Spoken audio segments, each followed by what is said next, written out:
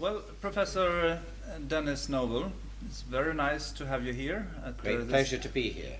At the Sigtuna Foundation, and you are invited here, of course, as a part of the HumanNatE exploration project funded by the Templeton Foundation.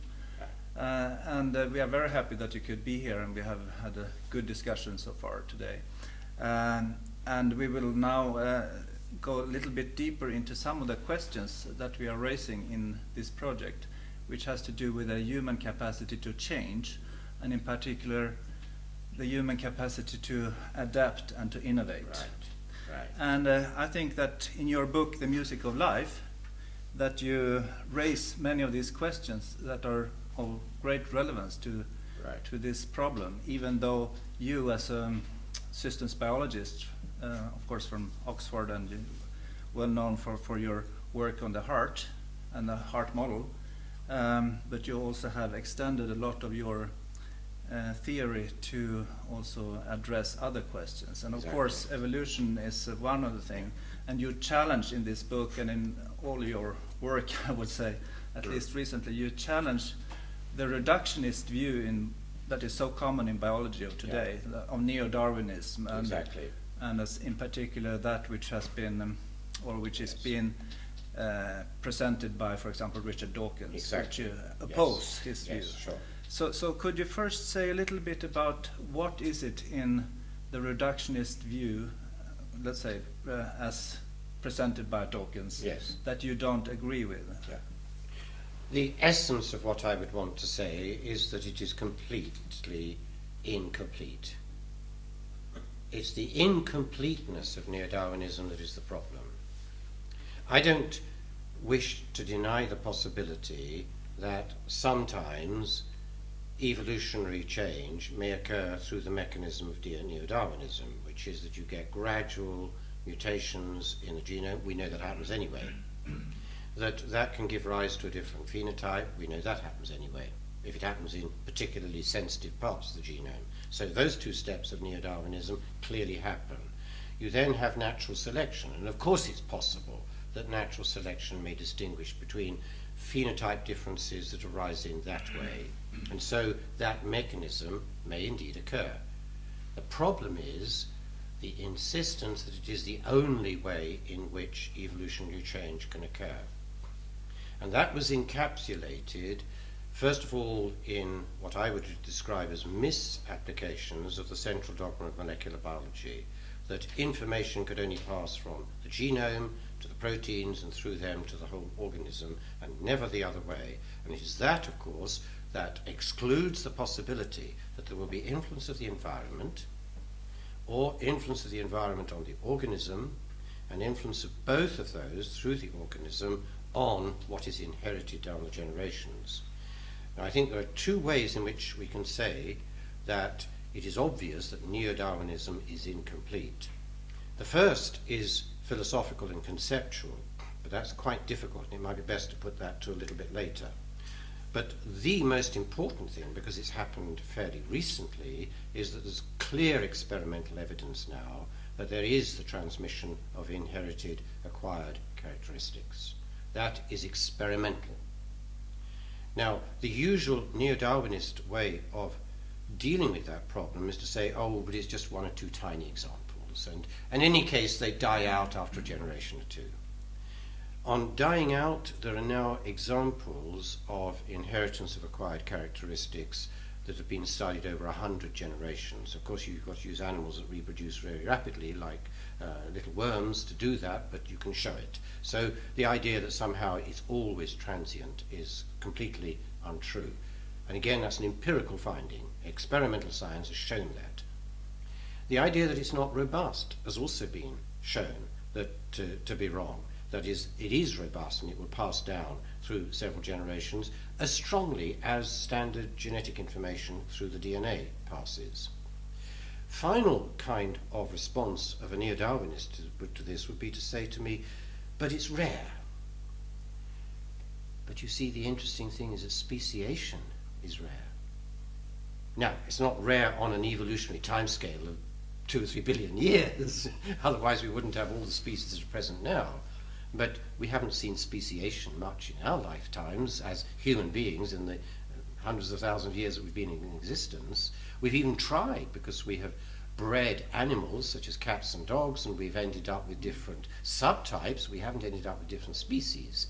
So I would say, to the challenge, but the examples of the inherited changes that occur through what we'd have to call a Lamarckian process, that is the acquisition of a characteristic which is then inherited, even if they're fairly rare, so is speciation. You don't need very frequent changes in order to account for what is happening. So my main point is that neo-Darwinism is incomplete. To claim that it is the only mechanism by which evolution works is, I think, it's too dogmatic. It is trying to pretend that we know for certain that is true when it is not really possible to say that with certainty. Now the question comes down to, well, okay, what is the major cause? I would say it evolved. You see, it's impossible that the genome could have been responsible for evolution before it existed, but the genome is a highly complex organ of the cell.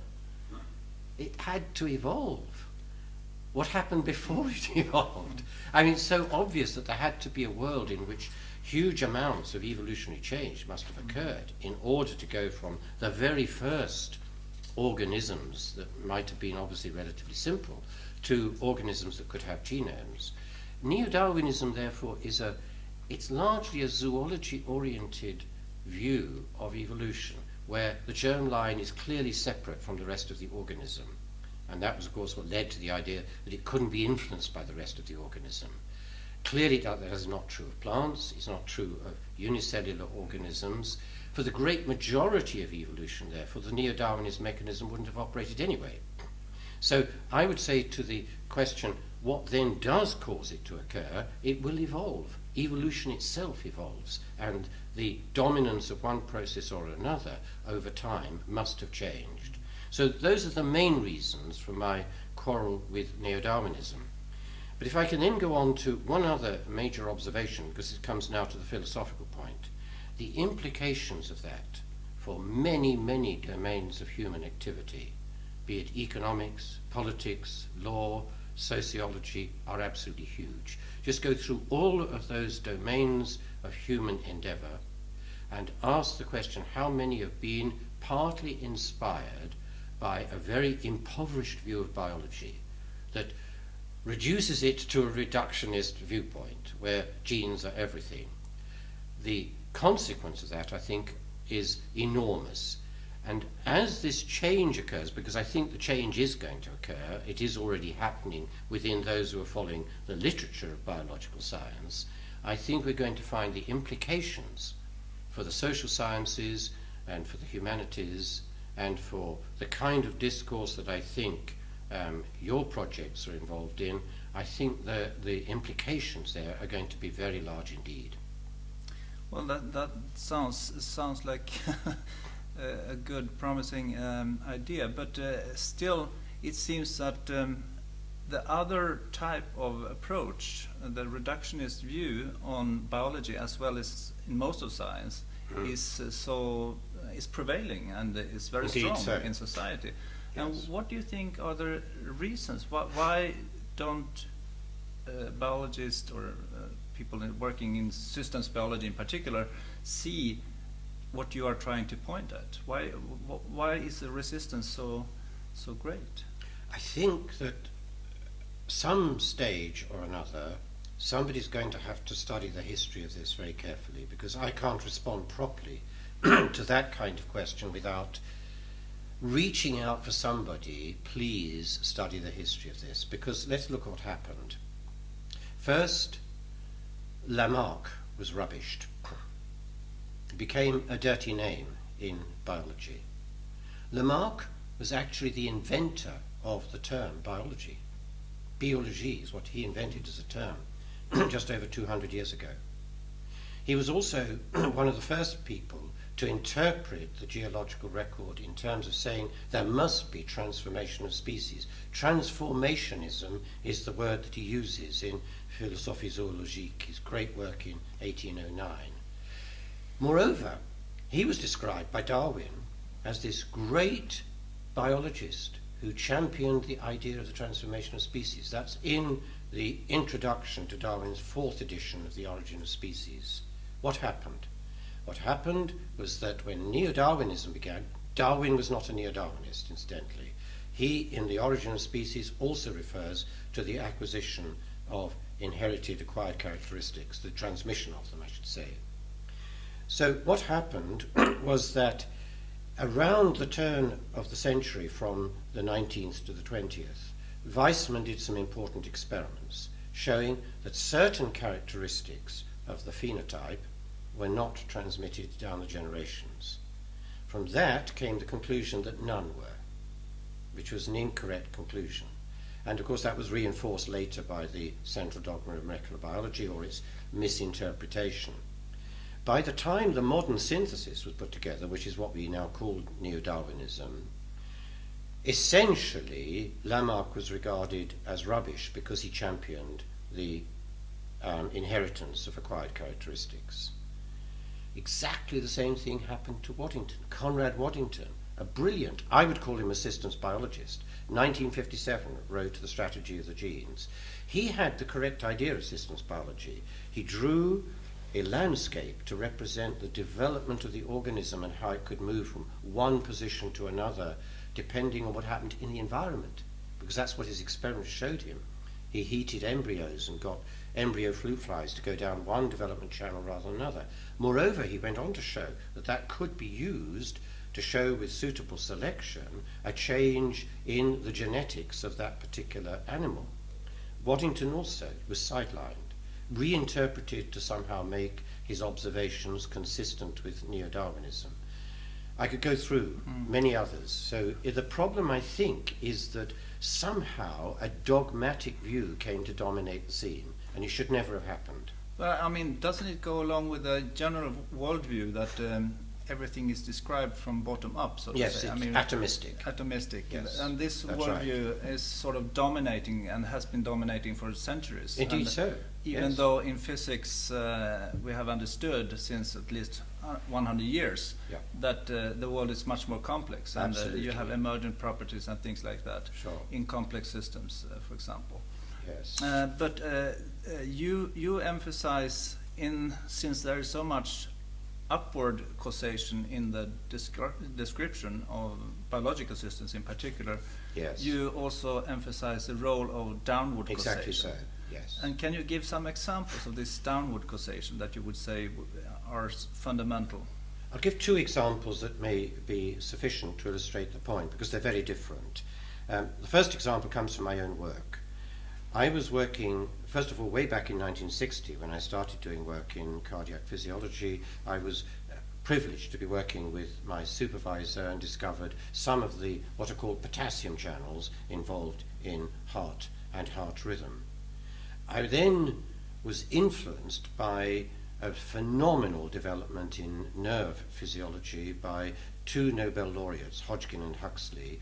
They had developed a mathematical model of the nerve impulse, which was beautifully predictive. My idea was, can we do the same for the heart? Now, what I found with the potassium channels in the heart was they're very different from that in nerve. So I fitted some equations to them, and I built a model. And then I found something very interesting. The rhythm emerges as a property of the whole cell. If I took the same proteins, the same bits of membrane, the same genome, and I put them all in a petri dish, isolated as it were from the organism, and no longer a cell, those components would not produce rhythm. There was an essential part of the equations that showed it was absolutely necessary to have those parts constrained by the whole, and that's the key, in order to produce the rhythm.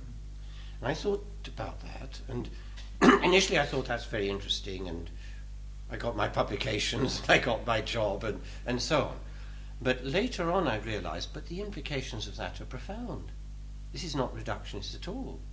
This is the influence of the whole constraining the parts. So I then started looking around. Where else do you find it? And of course you find it all over biology. And of course physiologists have known that for many, many years. I think as molecular biology came to dominate the scene from about 1950 onwards, essentially that physiological insight was shifted to one side, and it became, if you like, less fashionable to think in those terms. But let me give you the other example, because I think it's a very lovely example, and it's based on some experiments done in Canada on rodents. What they were looking at were colonies of rats or mice or whatever, but rats will do. What they do, and other animals show this too, they stroke or lick their young when they're born. And that stroking and licking behavior has been known for quite a long time to affect the health, the resistance to disease of the generation that grows up. So those young, when they become adults, are better adults if they have been treated in that way. Furthermore, it's inherited, because those young that have experienced it do it to their young when they are adults, who do it to their young when they are adults, and so on and so on. And you might think, well, maybe the animals are remembering what was very nice and they do it to their young. Not a bit of it. What is happening, and what the team in Canada has shown, is that the stroking behavior itself, through its action on the body, marks the genome, the appropriate genes in the region of the brain that is involved in emotional behavior, so it predisposes those animals when they grow up to do exactly the same thing. And of course that bypasses the germline. It doesn't matter, even if the germline is completely isolated in the actual in the actual transmission, it would still be transmitted down the generations. There are examples, of course, where the marking of the genome, because that's what it's called, also transmits down through the germline. So both exist. And that example, I think, illustrates just how widespread the phenomenon might be. But it's early days to say how widespread, because these are not easy experiments. You've got to do the molecular biology, the behavioral work, the neurophysiology. It's quite demanding work. What you're talking mostly about here is how the genes and the proteins of the cell are related to each other. But the same kind of theory or hypothesis with regard to bottom-up causation is, of course, when we talk about neurons in the brain, for example, Sure. and our mental processes, cognition and consciousness, which is in most cases thought to be caused by the nervous activity. So, and this is in most of the literature now. This is sort of taken as for granted that this is the case. That mind, as it were, is produced by the nerve activity. Sort of secretion of the nervous system. Yes. Right. Yes. But in your view of also pointing at the downward causation, would you say that mind also has an effect on the nervous activity and the body? Absolutely so, but I have also to clarify that doesn't mean to say that mind is some strange substance out there that, as it were, works as Jack Eccles thought, actually, another Nobel laureate. He did think there was something that came through here, influenced my nervous system to do this or that. No, it's not like that at all. No, what I do think is that mind should not be seen as an object, it should be seen as a process. And of course it is true that that process requires that there be a nervous system, so far as we know. I mean, if there are other ways in which it can happen, so be it. But we don't know of it happening in any other way. So let's assume for the moment that it is something that absolutely requires a nervous system. The argument about downward causation is not so much about there being some strange thing out there that, as it were, has an effect through us on what we do and, as it were, forces us or compels us to do what we do. I think that's the wrong way to look at it. That's what led, incidentally, to the sorts of experiments that Libet and his colleagues did, trying to demonstrate whether you could record intentional action in a nerve before the intentional act occurred. Yeah, I was going to ask which, you of course, about that, and of course, that's the wrong way to think of it, because an intention is not that kind of thing, if it's a thing at all. It's part of a process, and of course there must be. Just as the musician playing his piece of music with great brilliance and great musical insight has got action going on in his nervous system, he's got actions on that keyboard. Of course all of that is necessary in order to describe precisely what happens, but it isn't the intention. And I think one can illustrate that in a very simple way, which I try to do in my book. I try to imagine a physiologist working out what happened when I pointed at something as an act of pointing, an intentional act. Now, it's a long story, so I won't go through it on this interview. But what it shows, in effect, is that the best explanation for why I made that movement of pointing and why it can be described as an act is that I knew the dog needed to go out for a walk. And somebody needed the dog lead in order to take it out for a walk. And when you know that, you don't need to have any other explanation. But what that means is, of course, that mind has to be seen partly as social interaction. I would say, therefore, the explanation of the way in which this downward causation from the mind to the body is something that jumps out of the body itself. But you have to do that anyway, because biological systems are open systems. It's another example of the way in which we are open systems. You mentioned Libet, and Yes. of course many of the experiments have been repeated, and also in more modern versions of this in recent years. And all of these seem to be interpreted by the scientists and by the public and media as free will is an illusion. Yes. So what would Yes. how would you comment on this as free will being an illusion? Or what is there such a thing as a free will? Goodness, I think that's a very difficult question, Hans, but let me see what I can do with it, because I have problems with both of those words, free and will. But I think I know what you're getting at. I would say this, that if you take what I said earlier on to be correct, that is that biological systems are open, that the mind is not something that can be described as a thing inside here. It is a process in interaction socially with the rest of humanity, the rest of the animal world too, because my dog is involved in my mental activity as well. Then we're looking at the wrong kind of question to ask, is there something about the nervous system inside here that accounts for what we call free will? By that I would refer to somebody intentionally doing something, which is of course one of the ways in which we would say that they performed an act rather than just the movement of pointing. Now, I think it's the wrong thing to do to ask the question, was there something in here that forced me? You'd have to say that, wouldn't you? Because instead of saying, I freely pointed, you have to say something forced me. Well, I can produce something that will force you to do so. If I know the pattern of stimulation here, I can put a pattern on here that will make you do this, but you will say, I didn't do it. Now, why will you say that? You will say that because it hasn't been in the context of the, and this is a very rough description, I think, of what is wrong with that way of looking at things. It occurs in the context, the social context, in which it makes sense to talk about an intentional act. And I would argue you cannot talk about intentionality without taking that context into account. Why should you take it into account? Because we are open systems and we are sensitive to all of that. I mean, take your example with the dog again. I mean, Yes. the dog wants to go out, and, Yes. and you can say that, I see that the dog wants to go out, but I don't want to go out with him. I didn't actually. I gave the lead to somebody else. All right. Okay. So, you see, you had a choice there. Yes. And I'm sure you felt like this was coming from you. I mean, Yes. this was your decision. Indeed so. I took full responsibility for it. Right. There's another aspect in which all of this argument has a big impact on society, because you wouldn't have proper concepts of law without that sense of responsibility, would you? No, right. I don't believe that, but Yeah, I there are realise that, philosophers. yes. A lot There of are- scientists don't, that's right. And of course, I've also debated with Richard Dawkins. I've done that several times.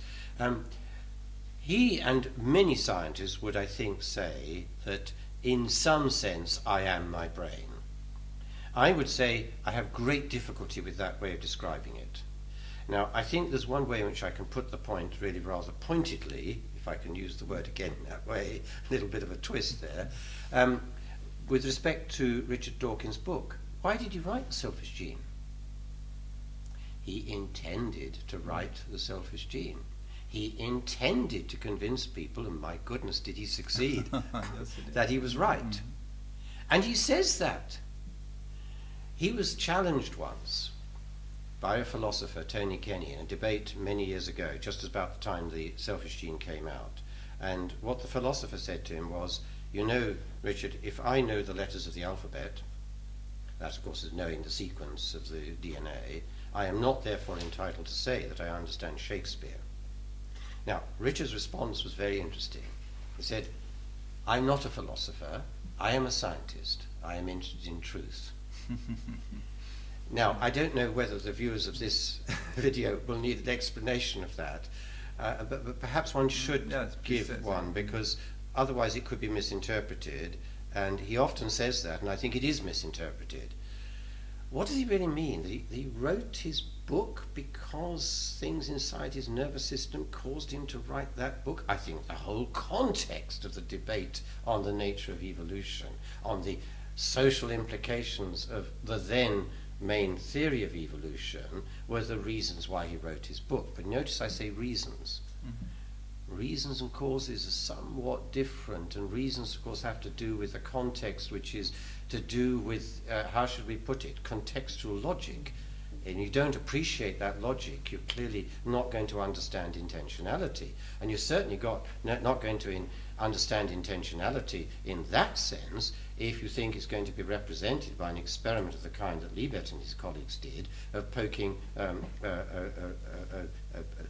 recording device into the brain, recording a neuron, firing at a particular time. Of course there will be neurons that fire at particular times. I don't think anybody, certainly with my concept of intentionality, it would require a very different philosophical view of intentionality for that to be a refutation of that particular view. But I don't hold that view. I don't think you need to. Contextual logic is all that you need.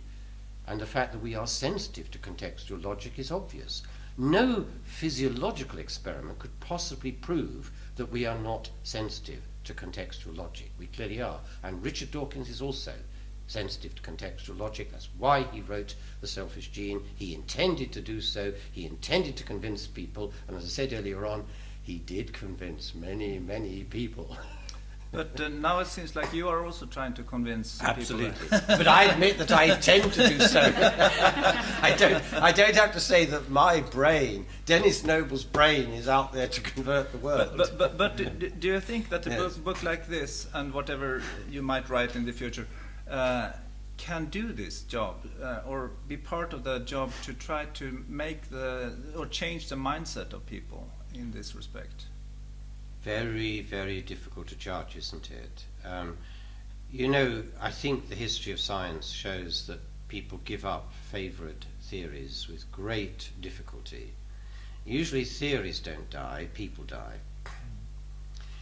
There are also some very good examples of people who switched.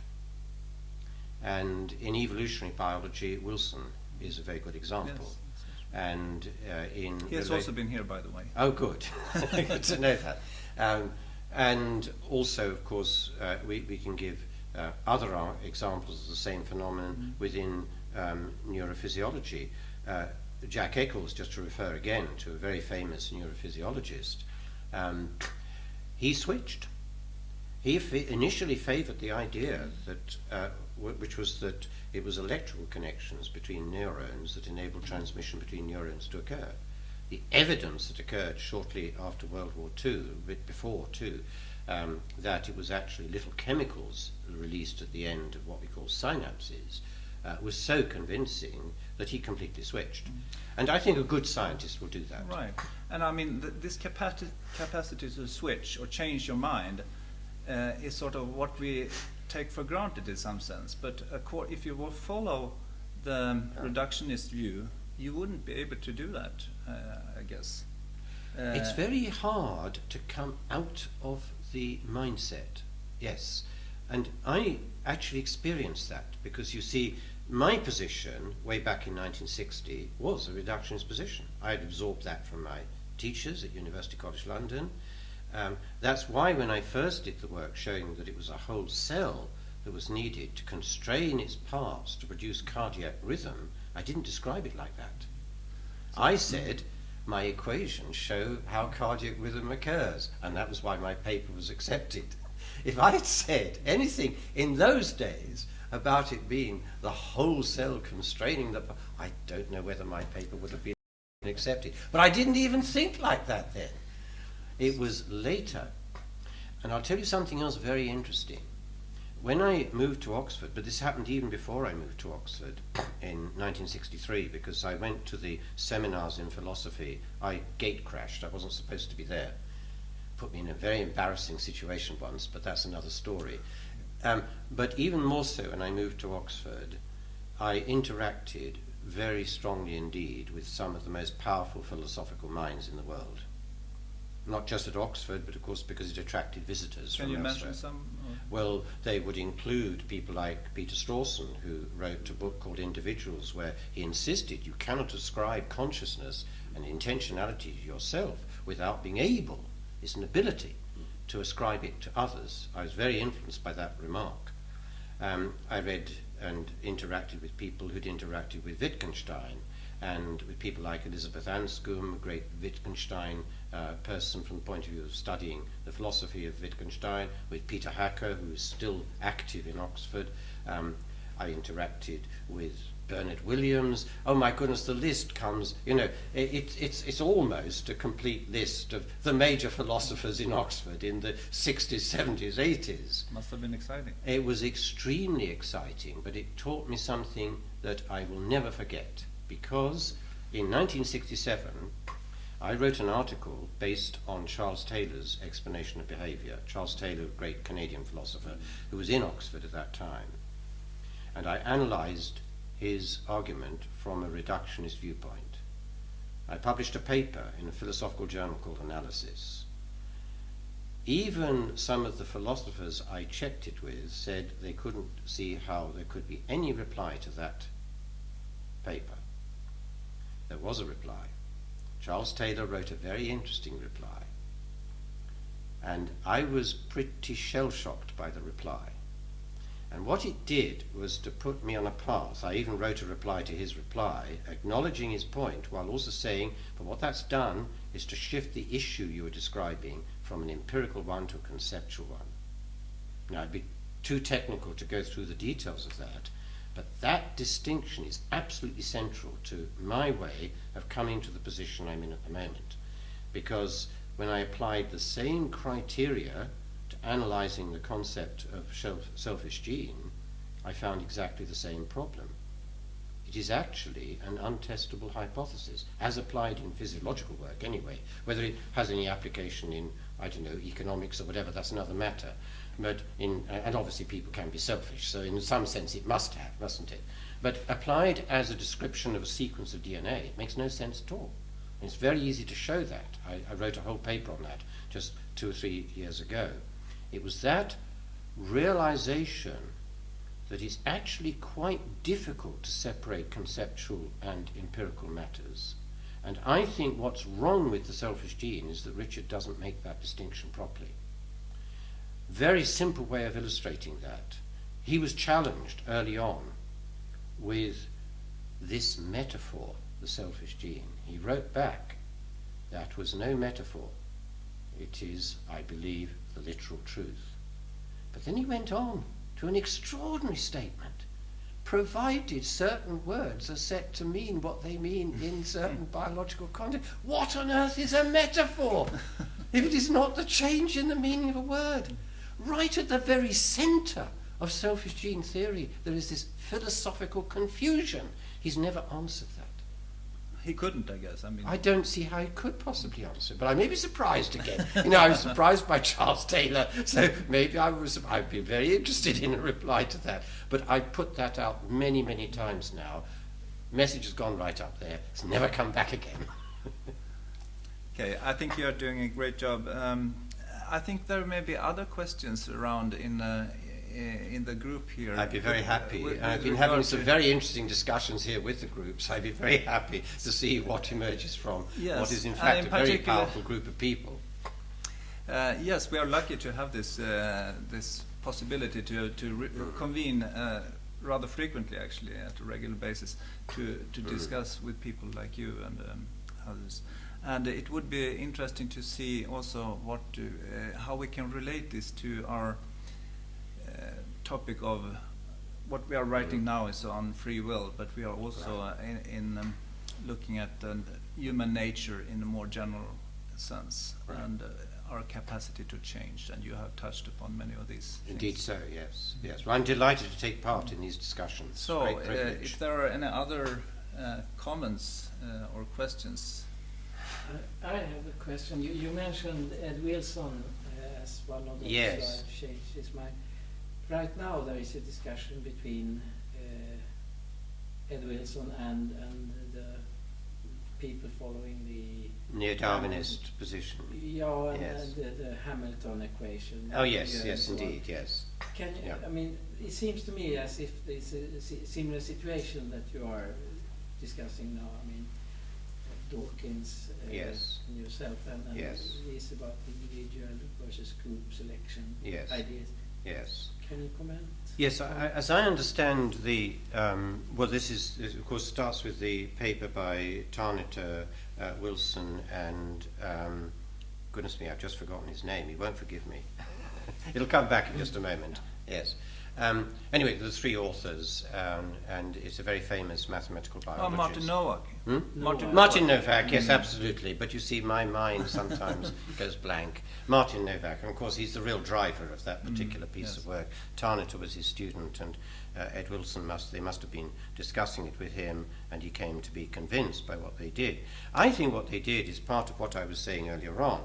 Neo-Darwinism does not need to be seen as incorrect, it has to be seen as incomplete. And I think what Ed Wilson would say about the equations that were developed with Tarniter and Novak is simply that it shows that it's an incomplete theory, that there's more to it than that. But we know that. Are all the, how should I best put this, are all the altruistic actions that we take going to be interpreted solely in terms of what is in the interest of a selfish gene? It doesn't, I mean, even from the just posing the question in that way, you have to at least scratch your head and say, can that really be? What happens, of course, is that the neo-Darwinists get involved in contorted attempts to make the explanation. You can ask if that man who's playing golf, why is he playing golf? Well, maybe he's trying to impress his possible future wife, and you can guess the sort of explanation you would give. Oh my goodness, he's playing golf because he enjoys it. Why does he enjoy it? Well, his brain system and all the rest of it, and all the hormones and all the rest of it get excited in a particular way. You don't need to have all of this careful manipulation of just one aspect of evolutionary biology, which is what I regard neo-Darwinism as being, to explain everything. What's wrong with it is the claim to completeness, not whether it could not be true. I think that's the best way to put it. So my guess is that what Ed Wilson has seen is that it is incomplete, and you can complete it, you can add to it to make a more complete story. And incidentally, it's the story that Darwin favoured. As I said earlier on in the discussion with you, Hans, it is actually the case that he recognises in about 12 places of the origin of species the inheritance of acquired characteristics. So I personally think we're moving back to a more nuanced idea of evolutionary biology than the neo-Darwinist view. And Darwin was not a neo-Darwinist. Darwin himself. Darwin. He put forward the idea that there is more than one way of Yes, looking at exactly so. information. Exactly so. And that he Yes. chose to do it in this way. Exactly so. There could be alternatives. Yes. In fact, he even invented a mechanism. He talked about gemmules. Yes. And what were gemmules? It was the idea that something went down through the bloodstream, because of course he realized it had to affect the generative system. Otherwise, how was it transmitted? So he even went to the point of inventing an idea that could explain it. Any other comments? Yes, Pavel? Could you say something about how do you see the role of information as a possibly a causal factor in all these processes? It could be the DNA, but perhaps also information in the neural system. Could that help us to understand why things happen? And do you see information as having any causal power? Information, of course, I mean, if I can interpret the question the way that I think is likely to lead to something I can answer anyway, because I'm not an expert on information theory, I would say that we operate, don't we, in many situations, I mean organisms operate in many situations where they're trying to make judgments out of incomplete information. So it isn't perhaps so much that information is the only clue, it's also judgment about the information. And clearly we don't have time to know whether a shadow in the dark is actually a beast ready to pounce on us. We act before we know that because we have to. And the interesting thing is that's been shown also for the performance, high level performance, expert performance of sports people, musicians and so on. If in a tennis player or a table tennis player you fix them up with scientific instruments that can detect what they're looking at the time that is relevant to determining what their response is, they're not looking at the ball at all. They're absorbing information but then judging it from the rest of the whole system. So you're watching your opponent, not the ball. And if you waited, moreover, if you waited until his bat hits the ball, it's too late. You couldn't possibly react at the speed that top professionals do in time. So yes, information has to be a factor, but judgment in some sense, I mean whether intentional or not is a big question, but a judgment in some sense must also be involved. Does that seem right? Yes, but could you, as a follow-up, what is the judgment made of? How does the judgment rely on previous information? Well, that's also a very good question, isn't it? Because it seems to me that when the response is that rapid, to come back to the player again, he's just like a musician laying in the ability to play something at a speed which couldn't possibly be just reading all the individual notes. It must be the case that that's come from huge amounts of practice. And as it were, I don't know what the process is neurophysiologically, but somehow locking it in, making it hardwired rather than soft. Whereas, of course, the learner will be intentionally moving the bat around to try to make sure that he responds, but the learner won't win, of course, for precisely that reason, because it takes vastly too long. So from an evolutionary point of view, it's fairly easy to see why organisms have, as it were, found ways in which, during evolution, you can hardwire things in, which, of course, in the end we would call instinct. And that can either be hardwired in genes, which is one possibility, or hardwired just in the networks that we have and which we develop during exercise and repetition. Yes, Ingrid. Maybe I'm a little bit off track here, but I'm just curious. I know that you're interested in music. Absolutely so, yes, I play it too. Yeah, exactly. And I was thinking, Yes. what kind of role do you think aesthetics have in what kind of your preference for your answer to questions like those we have discussed? For example, if you compare theism and naturalism. Compare? Theism and naturalism. Yes. With naturalism. Yes, more I see. Yes, scientific, okay. Yes. Yeah. Yes. What is your thought about So that? aesthetics in a very general sense, It's then, very general. including What is beautiful? what one thinks is beautiful, Yeah. and therefore including, can I just be a little bit more precise, including one's metaphysics. Is that a good way of putting it? Absolutely, I thought that was absolutely. exactly what you Yeah. know, which is why I wanted to be absolutely clear about that. Well, first of all, we all need a metaphysics. Now, I think that is not understood and appreciated by reductionists, because their problem, remember, reductionism is fine. I've done it myself and I think it's absolutely necessary. Let me make that absolutely clear. It's the problem of claiming that it is all that there is in explanation of biological systems that is the problem.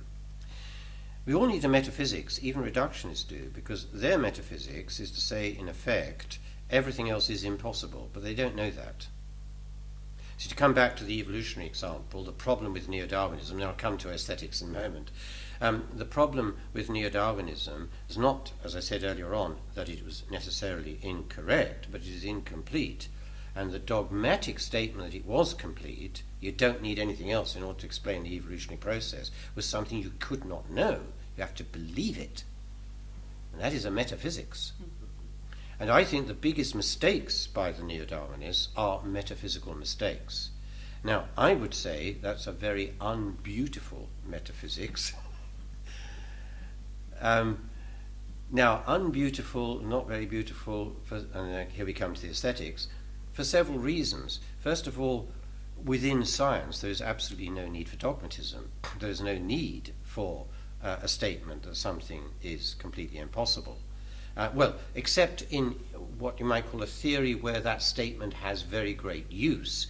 For example, in relativity theory, it is clearly true, in inverted commas, that nothing can go faster than the speed of light. It would have to be an extraordinarily different theory, one at the moment we possibly can't even conceive of, to have a theory that would accept the possibility that something can go faster than the speed of light. So I'm not saying that a prohibition is not sometimes necessary within theories. Theory of relativity is incidentally very beautiful. But there's something not very beautiful about a prohibition theory where actually one knows first that it is an empirical question, whether it's true or not, and that empirical question has not been put properly to test sufficiently number of times to be sure. And the mistake the neo-Darwinists made, and that's why I think their theory is non-beautiful, is to have thought that was already settled when it hadn't even been properly tried. Now I come back, taking that particular example to two theories, one of which I think doesn't have aesthetics properly in place, which is neo-Darwinism, and one that does, which is theory of relativity, which is extraordinarily beautiful if you understand the reasons why it developed. Come back, though, to the point that everybody needs a metaphysics. What then leads you to judge? Because again, it's a judgment, isn't it? Which is the one you prefer? And I think my position would be, it's not for me to say what somebody else finds beautiful. I can try and convince them that, conceivably Buddhism is a bit more beautiful as a theory of the world, or a view of the world, not theory perhaps, than something else, I don't know quite what. But I have also to say, I have no idea whether anybody else would be convinced by that. I'm not even sure I want to argue it myself. I can take these views, and I can take from, for example, just to take that particular one, the idea that one revises one's concept of the self according to that particular metaphysics. But incidentally, that would be held by other religions as well. There are very good examples of Christian theologians who thought exactly the same way. So I would say that when it comes down to a question of aesthetics, what I think I'm doing is liberating people to think a bit more freely than the neo-Darwinist position tended to do, because another big problem, I think, with neo-Darwinism is that it got taken up by certain philosophers and certain people who wanted to argue a particular political position or social position to produce conclusions way beyond evolutionary biology. I think in that sense its influence on thought in general has been both extremely pervasive, very convincing, because some brilliant writers have written the convincing stories to convince people that it is completely true, can't possibly be anything other than true, but its effect, I think, on social consequences for the humanities and for the social sciences has been, well, I'd use the word baleful, very, very difficult to justify, given that there was no certainty that it could be correct. Okay, I think we need to close pretty soon, Right, but okay. let us do that with a Yes. tricky question related to Ingrid's, I think, and Yes. that is on consciousness. Right. And whether you believe consciousness has any role in evolution. I think it must have. Does anything not have a role in evolution? In that case, what? What is that Yes, role? okay. Well, but now let's be a little bit careful about what we're talking about. You see, I tend not to refer to consciousness. I think the ness part of that word is part of the problem, because it reifies something that I don't think needs to be reified. I describe it in The Music of Life as a process. Now, of course, processes are functions of the systems that have evolved. So without that enabling of that process to occur, it wouldn't occur. But I don't think of consciousness, therefore, as something out there that somehow, in a mysterious, ghostly way, determines what my brain is doing, and which has nothing to do with the biological organism and nothing to do with evolution. That would be a view of consciousness that I couldn't possibly even... Well, I wouldn't know what it would be if I met it, because I don't know how I could possibly meet something like that. I'd love to see a consciousness that's sort of, ghostly up here, but I have never done so. No, I'm joking, of course, to some extent, to make fun of a viewpoint which I don't hold. So, seen as process, now we come to a very interesting thing about the evolutionary process. Enablement is the word I used. Now, it doesn't have to be that it's then enabled for the particular, now let me use the words carefully, for the particular final cause that evolutionary process was the underlying thing that produced it. I mean, within evolutionary biology, we of course have a word for that Gould invented, the spandrel, the thing that developed for reason X but then gets used for reason Y. Human ability to do this has been used to produce the great game of golf, and the human ability to do this has been used to produce some great musicians, and musicians that do this too. But I don't think anything, as it were, anything. Okay, we're going to be very careful about what is and what is not a thing. As it were, in some sense, foresaw that as being the consequence of evolution. So we shouldn't look for an evolutionary explanation of why, I don't know who you'd want to take. Andras Schiff plays the piano as brilliantly as he does. Does that help? Yes, thank you very much. And, Okay. and thank you so much for sharing your time and your insights with us. It has been very, very interesting to listen to you and My pleasure. to take part of your thoughts. Thank you very much. Good.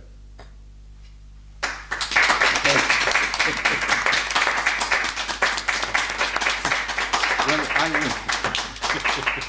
I will savour this applause for a long time. I don't often get applause like that. It's only happened once in the lectures I've given in recent years, which happened in India. Because in 2011, I think it was, I gave the first of the sort of lectures that I gave to the Karolinska yesterday, where I sort of laid out the full reasons for which I thought neo-Darwinism needed to be revised, including, of course, all the scientific reasons. I was looking forward to a great discussion, you see. Indians are fantastic at raising questions, and oh my goodness, they can debate the hind leg off the proverbial donkey. And instead, what happened is the whole audience stood up and applauded. There was no discussion. So, big disappointment. You were disappointed, of course. No, it's been a great pleasure to interact with everybody here. Yeah. Very good. We hope you come back and I hope interact so. more again. Yes, indeed. Yes.